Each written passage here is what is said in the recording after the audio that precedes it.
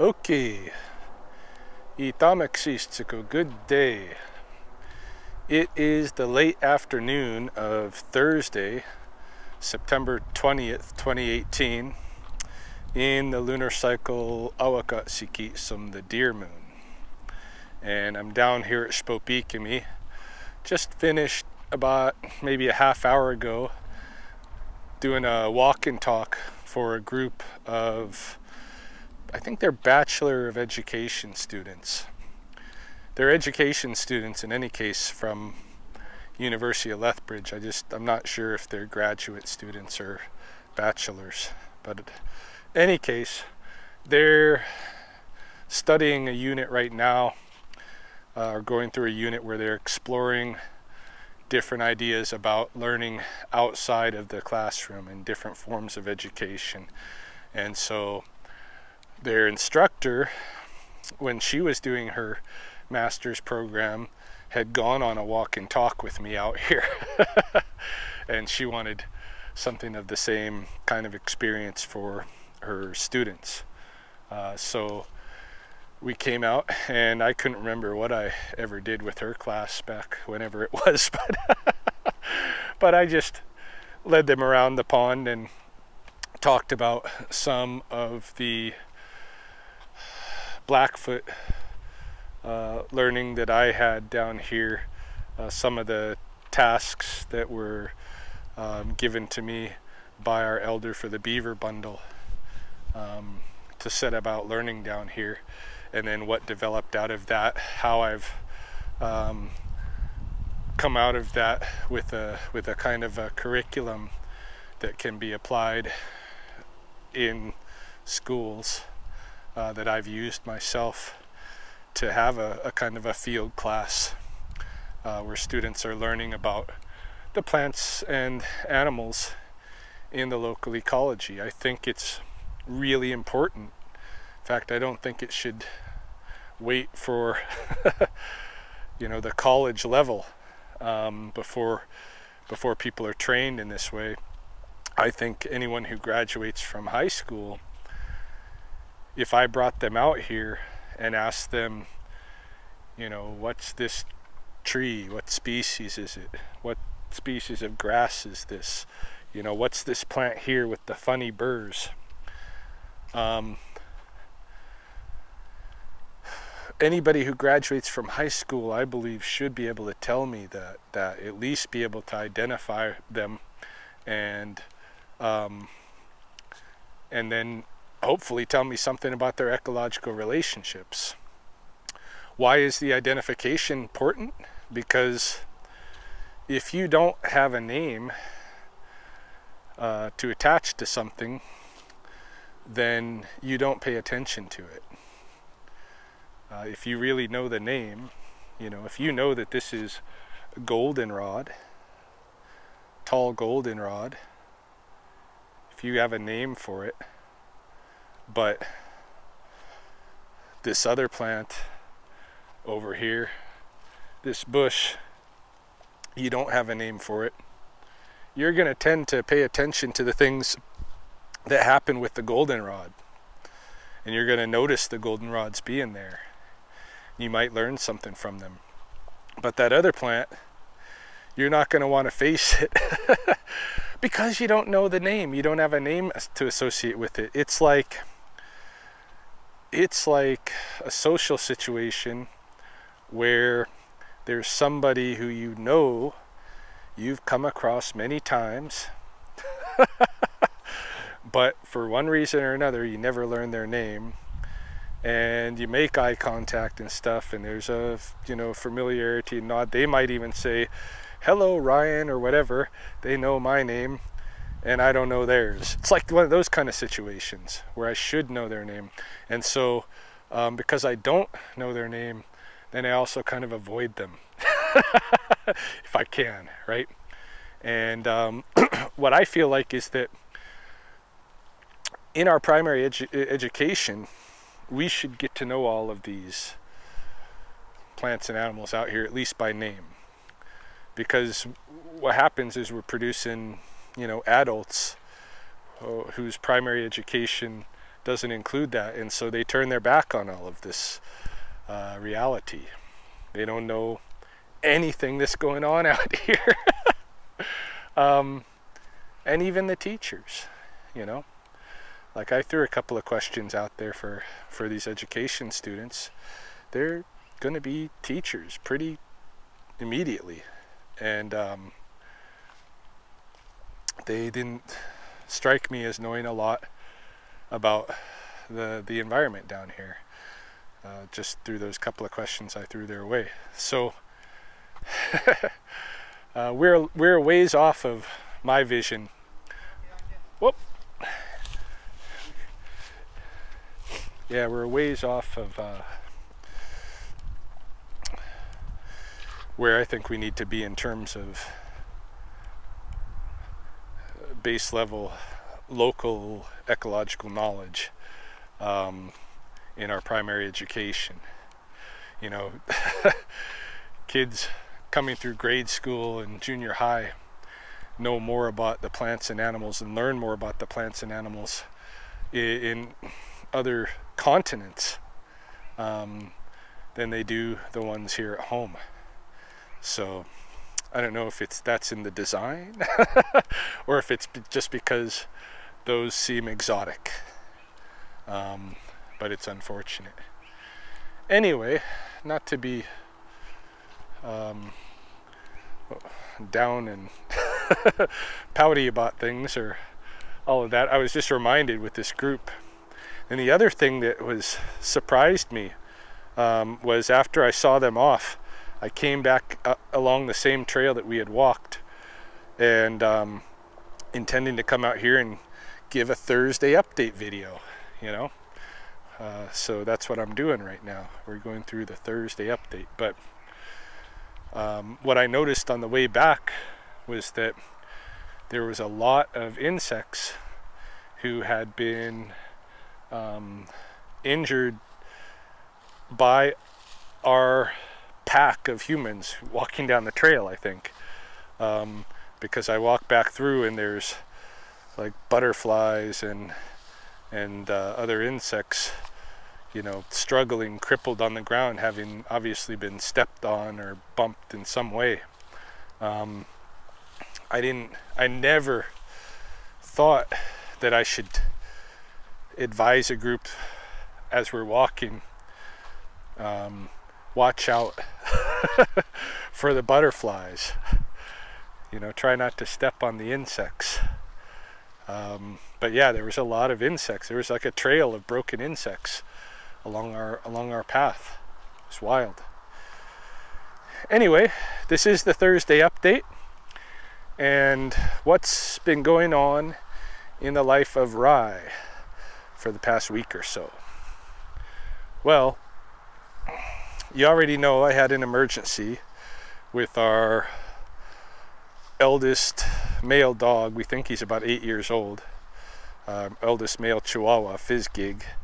And he was in the animal hospital with a swollen pancreas for 2 nights and has been sent home with some medications. He's acting pretty much himself. He's not acting sick. He's eating well. He seems to be passing things well. No more blood in the stool. And so they didn't really say what caused it, other than this probably had to do with something he ate. Maybe something something disagreed with him, but they didn't believe that it had to do with his normal diet. We feed him a protein-based puppy kibble topped with roasted chicken. That's his routine diet, and they thought that was fine. So we don't know what caused it, and we don't know how to avoid that happening again, but that was an expensive emergency. I had a second emergency, being that the microphone that normally I hook onto my GoPro camera, because the native audio on the GoPro is terrible, the microphone that I use somehow got broken. It experienced some kind of blunt force trauma. I don't know if it was from one of the shots when the wind blew it down on me or what, but I filmed an entire day of my life, things happening like normal, and when I went to edit in the evening, none of it had sound. And I checked the microphone, and sure enough, its jack was jacked. It was bent. And so I went on Amazon because I had ordered that microphone before, and I ordered 2 more of them just so I have one, and I have one handy, but they're not going to be here till Monday. So I was in a fix because I don't want to stop journaling and wait for Monday. So I ran to kind of the Radio Shack-ish store that we have in our mall here. And well, I went to check several other like technology stores, places that sell GoPro cameras and sell, you know, high-end DSLRs and all kinds of things, computers and such. Nobody had a tiny little microphone. You know, the only thing they had are like these big microphones for podcasts and stuff. So so then this morning, I found this little lapel mic at our store that's kind of Radio Shack-ish. Haven't tested it yet. This is its test right here to see if it actually even functions. We might not have audio on this video, and you'll never see it in that case. But it's wired in, right? I got a wire extending to the camera, so it's not going to work if I get a snake call during the actual pickup of the snake. It's going to have to be the native audio till I get a new microphone, which sucks. After, you know, I went with the native audio for so long, and then after trying a microphone, I'm spoiled now, and I don't think I can go back to that inferior audio, even for a few days. So we're trying the lapel mic, and we'll see what we can do with it. And those were kind of the 2 things that were bugged me this week, that had anxiety going. I was also a little bit anxious of the fact that I started teaching again. So I had my first class yesterday at Lethbridge College. I got another one tomorrow afternoon, and these are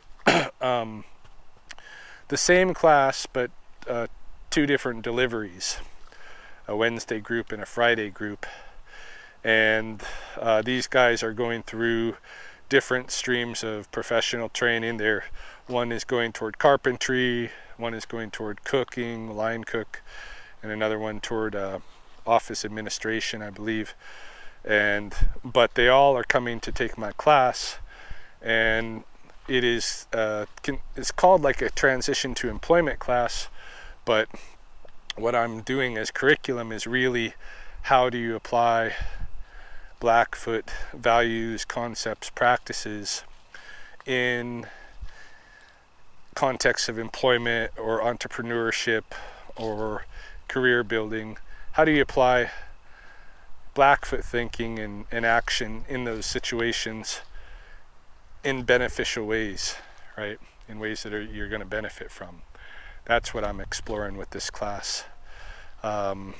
So we'll see how it goes, but my first class went pretty good. I enjoyed the teaching experience, and I think the students enjoyed the class. So far so good. That'll be my winter work, part of my winter work, carrying me to December, or through December. And then January to April, I'll also work with that group, but I won't be teaching. I'll be monitoring them in their progress in different job placements, practicums. So that's one of the things that my winter work has started. What else has been going on? I did have a couple of different skunk pickups in the last day or 2 that some of them I tried to film had no audio, others, you know, either case, I don't know if they'll make it into any video ever or not. I continue to get calls for skunk traps, but the business itself in general has been slowing down. And I think we'll see raccoon business picking up here shortly as we start moving into the really sub-zero temperatures. The raccoons are going to become probably more obvious, the ones that are nested in people's chimneys or attics. What else is going on?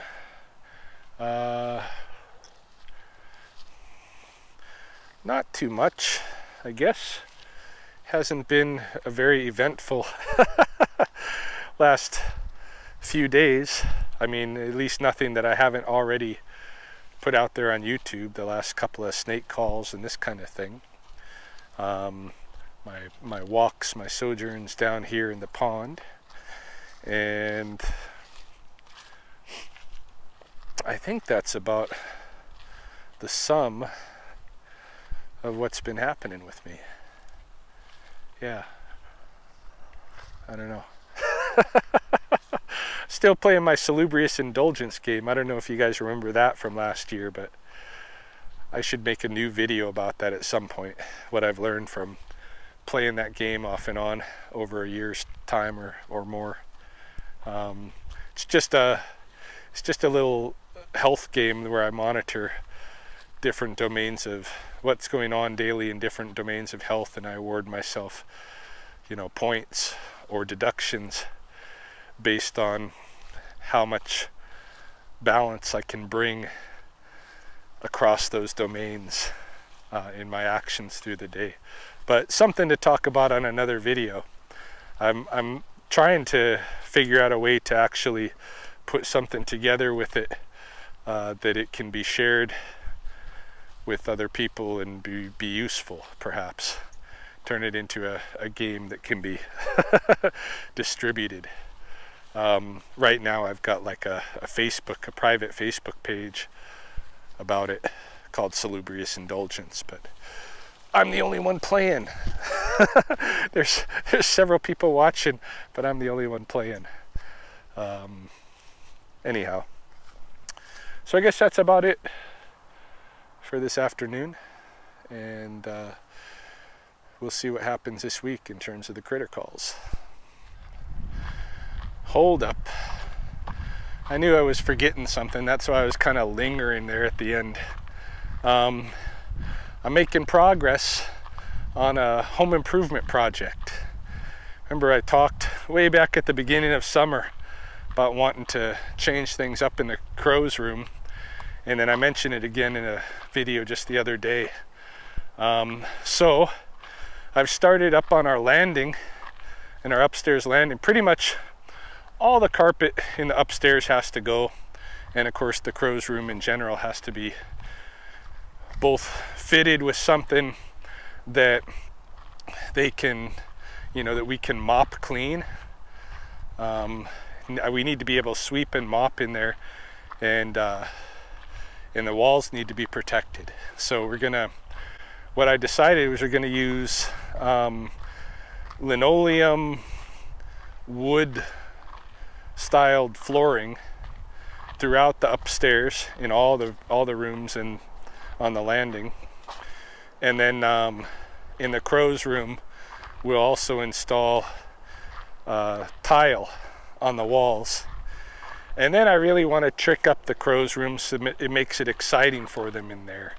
I want to make the environment more stimulating.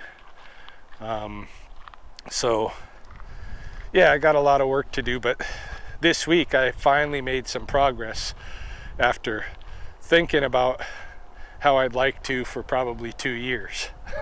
maybe ever since we moved in there. I did have plans right at the beginning, I think, to trick out the crow's room at least, but the whole upstairs, the flooring has to be redone. So I found a waterproof linoleum wood flooring, and wood-like, right? Fashioned to look like wood, but it's actually linoleum snapped together planks that are waterproof. And you don't need an underlayer, it's already built into the material. So for around $2.50 to $3 a square foot, we can do our whole upstairs with that stuff. And then we don't have messes from dogs and messes from birds that are difficult to clean. And so yeah, that project has started with me tearing up the carpet on the landing, taking all the carpet tacks out and sourcing that material, that linoleum flooring stuff, and buying 4 cases of it. And that's what I'm going to start with, just to experiment on the landing and into one of the rooms. That'll be going on this week, so maybe I'll show a little bit of that as I go, or maybe make a video of the whole I should probably do a video of a whole how-to on one room after I kind of get the method myself practiced a couple of times, because I don't like that on YouTube when you see guys put out how-to videos and then you find out that was their first time ever doing it and they gave some crap advice. That happens. Okay? A lot of the snake tanning videos, for instance, out there are just garbage. Anyhow, my upstairs project has commenced. That's been something that's been going on this week. And that's about it. Again.